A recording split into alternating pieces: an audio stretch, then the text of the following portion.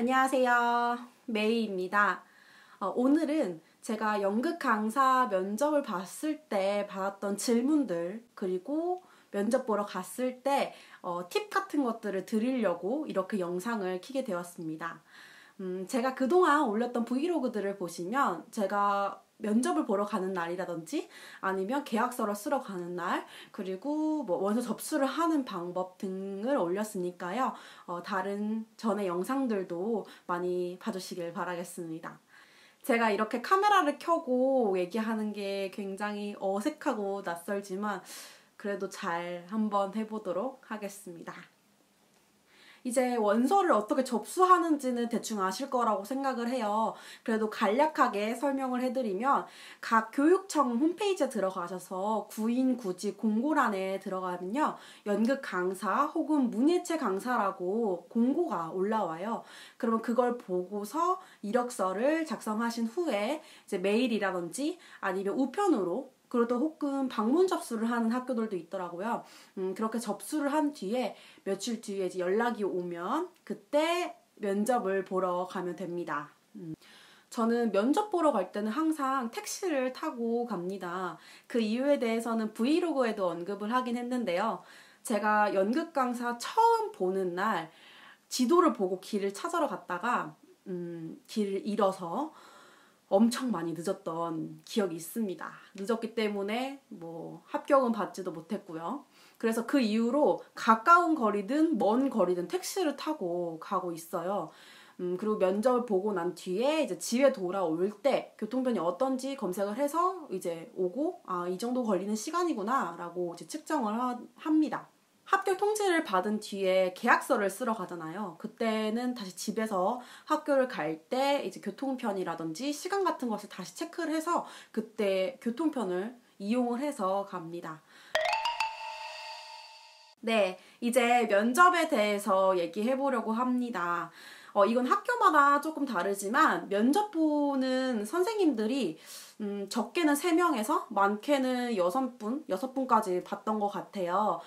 그리고 또 어떤 학교는 30분 단위로 끊어서 한 명 한 명씩 오게 하는 학교도 있고 아니면 그냥 뭐 2시까지 오세요 라고 해서 3명의 선생님이 2시까지 온 다음에 뭐 기역, 니은, 디귿 순으로 면접을 본다거나 아니면 제비뽑기 순으로 본다거나 아니면 이제 연극 강사 선생님들이 2잡이나 3잡을 하고 계신 선생님들이 많기 때문에 그 선생님들끼리 협의를 해서 혹시 제가 일찍 가야 하는데 면접을 먼저 봐도 되겠느냐라고 양해를 구해서 먼저 보고 가시는 경우들도 있습니다.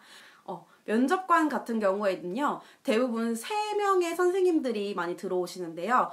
교감 선생님, 그다음에 연구부장 선생님, 그다음에 학년부장 선생님이 제일 기본적으로 들어오시는 것 같고, 또 어떤 학교에는 제가 맞는 학년의 모든 담임 선생님들이 들어오시는 경우도 있더라고요. 저희 제가 갔던 학교들은 그랬던 것 같아요. 왜냐면 이제 계약서를 쓰고, 이제 인사를 드릴 때 보면, 교감 선생님이셨구나, 아니면 연구부장 선생님이셨구나, 아니면 학년부장 선생님이셨구나, 이렇게 제가 알게 되더라고요. 그래서 대부분 그 선생님들이 면접관이신 경우가 대부분인 것 같습니다. 문예체 동아리 같은 경우에는 동아리 담당 창체부? 이런 동아리 담당 부장 선생님이 계세요. 그 선생님들도 들어오시는 경우가 있습니다. 그래서 학교에 따라서 이제 면접관들이 조금 달라지는데 대부분 3분 정도 들어오신다고 생각을 하시면 될 것 같습니다. 네, 다음은 면접 질문들에 대해서 한번 얘기를 해보도록 하겠습니다. 제가 다 기억을 할 수가 없어가지고 이렇게 잠깐 이제 다이어리에 이렇게 적었거든요. 그래서 보면서 한번 얘기를 해볼게요. 제일 먼저 들어가면 많이들 하시는 게 자기소개를 제일 먼저 합니다. 대부분 2분? 1분? 2분 정도 스피치를 준비해 가시면 될 것 같고요. 학교 이력서를 쓸 때 자기소개서를 제출하는 학교가 있어요. 제출 안 하는 학교도 있고. 근데 저 같은 경우에는 자기소개서 썼던 거를 좀 되게 압축해서 이렇게 자기소개를 합니다. 두 번째 질문은요. 연극 프로그램에 대해서 설명을 해달라고 하시는 선생님들도 많이 계세요.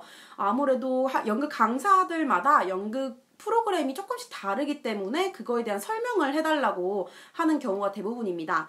그래서 학교마다 뭐 10차시, 15차시, 뭐 18차시, 뭐 20 몇 차시 이렇게 다양하게 그 차시 구성이 되어 있잖아요. 그래서 가시기 전에 제가 면접을 보는 학교가 몇 차시 수업이었는지 생각을 하시고 내가 프로그램 운영을 어떻게 하기로 예상을 했었는지 그리고 학교에 제출은 어떻게 했었는지 다시 이제 복기를 하신 다음에 가시는 게 제일 좋을 것 같습니다. 세 번째로 연극 수업이 대부분 고학년인 경우가 되게 많아요. 뭐 저학년에서 연극 놀이 수업을 하는 경우도 있지만 저의 경우에는 대부분 5, 6학년 친구들을 가르쳤었거든요. 그래서 고학년을 가르치는 데 있어서 어려웠던 점이 무엇이었냐, 뭐 고학년 친구들을 가르치는 데 있어서 힘든 점은 무엇이었냐, 그리고 어떻게 아이들을 케어하느냐 이거에 대해서 좀 많이 물어보셨던 것 같아요. 반대로 저학년을 원서에 접수를 하셨던 분들 같은 경우에도 1, 2학년 같은 경우에는 어떻게 아이들을 케어할 것이냐, 1, 2학년 애들은 어떤 식으로 연극 프로그램을 운영을 할 것이냐 이거에 대해서도 물어보실 수 있습니다. 그리고 네 번째로 아이들의 참여를 어떻게 끌어올릴 것이냐라는 질문도 되게 많이 하세요. 아무래도 연극 수업이 다른 수업들에 비해서 움직임도 많고 활동도 많이 하다 보니까 선생님들께서는 굉장히 산만하고 집중을 못할 거라고 생각을 하시는 경우가 대부분이거든요. 그래서 나만의 스킬이 무엇이 있는지에 대해서 많이 물어보시는 것 같아요. 다섯 번째는 차시 내에서의 계획을 말씀드리는 게 좋을 것 같아요. 이건 두 번째와도 연관이 되어 있는데요. 1차시에서 뭐 2차시까지는 연극 놀이를 하고 뭐 3차시부터 몇 차시까지는 연극을 만드는 준비를 하겠다. 그리고 몇 차시부터 몇 차시까지는 리허설을 할 것이고 나는 맨 마지막인 뭐 17차시에는 연극 발표를 하겠다. 혹은 17차시까지 공연 연습을 하고 공연 발표 날은 마지막으로 빼겠다라고 이렇게 말씀을 해주시면 좋을 것 같아요. 그리고 저 같은 경우에는 연극을 극본을 쓰고 만드는 중에는 1차시로 수업을 했으면 좋겠다고 말씀을 드리지만 공연 연습을 하는 중에는 2차시씩 수업을 했으면 좋겠다라고 말씀을 드려요.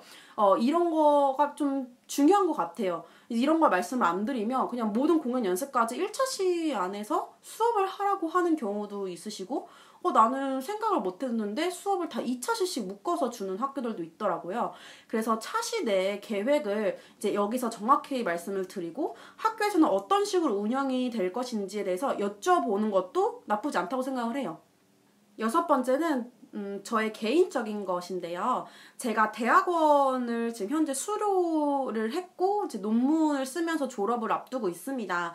그래서 면접 보러 가면 학교 선생님들이 대부분 대학원 진학을 왜 했는지 그리고 대학원에서 어떤 걸 배웠는지에 대해서 물어보시더라고요. 아마 연극 강사를 지원하시는 선생님들 중에서도 대학원을 다니시고 계시거나 아니면 대학원을 졸업하신 선생님들도 계실 거라고 생각이 듭니다.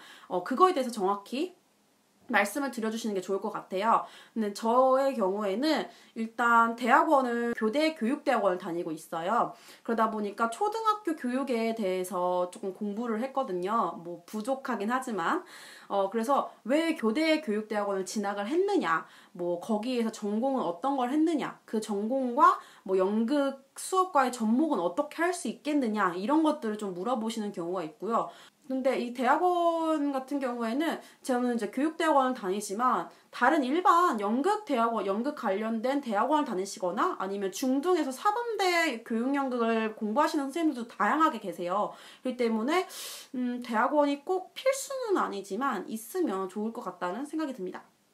일곱 번째는 이건 저의 연극 프로그램과 이제 연관이 되어 있는데요. 저는 미술 작품을 가지고서 이제 이야기를 만들고 그 만든 이야기를 공연으로 하는 이제 그런 연극 프로그램을 운영하고 있어요. 그렇다 보니까 학교 선생님들이 궁금해 하시는 게 왜 하필 미술 작품으로 연극 스토리텔링을 끌어내느냐, 그리고 그 미술 작품은 어떻게 뽑는 것이냐 이런 식으로 많이 물어보시더라고요. 저 같은 경우에는 미술 교과서에 실려있는 이제 미술 작품을 하거나 아니면 거기에 나와 있는 작가들 혹은 뭐 되게 유명한 작품들 있잖아요. 그걸 가지고서 스토리텔링을 하게 하고요. 아이들이 직접 미술 그림을 뽑아가지고 스토리텔링을 하는 걸로 이제 제가 가르치고 있어요. 근데 이걸 들었을 때 이거 되게 막막한데? 라고 얘기를 하실 수 있기 때문에 저는 그래서 포트폴리오를 준비해 갑니다. 그래서 전에 학교에는 이런 식으로 했고요. 아이들이 이런 작품을 뽑았습니다. 그래서 이 작품을 이런 식으로 스토리텔링을 했고 그 스토리텔링을 이렇게 대본화를 하여서 공연을 했습니다. 공연은 대부분 10분에서 15분 정도로 나와 있습니다. 이런 식으로 말씀을 드리고 있습니다. 8번째는 마지막으로 한마디 해봐라 이렇게 말씀을 하는 학교도 있습니다. 저의 경우에는 마지막 한마디를 할 때 제가 교대교육대학원을 진학한 이유에 대해서 말씀을 드리는데요. 잠깐 말씀을 드리자면 저는 초등학교 5, 6학년 담임선생님에 대한 영향이 굉장히 컸어요. 그래서 저도 이 초등학교 친구들한테 긍정적인 영향 그리고 인생에 있어서 잠깐의 이제 한 페이지에 남는 그런 선생님이 되고 싶다 이런 식으로 이제 둘러서 말씀을 드리고요. 여러분들도 여러분들이 가진 이제 나만의 장점 혹은 다른 선생님들과 다른 것들이 분명히 있다고 생각해요. 이런 것들을 어필할 수 있는 마지막 한마디를 준비해 가시는 것도 좋을 것 같습니다. 제가 그동안 면접 봤던 학교들 그리고 이제 수업을 나가는 학교들에서 받은 질문들입니다. 아마 크게 변화가 없을 거라고 생각이 들어요. 그래서 여러분들도 질문들을 잘 생각해서 가시면 분명히 좋은 결과가 있을 거라고 생각이 듭니다. 그럼 오늘은 여기까지 하도록 할게요. 감사합니다.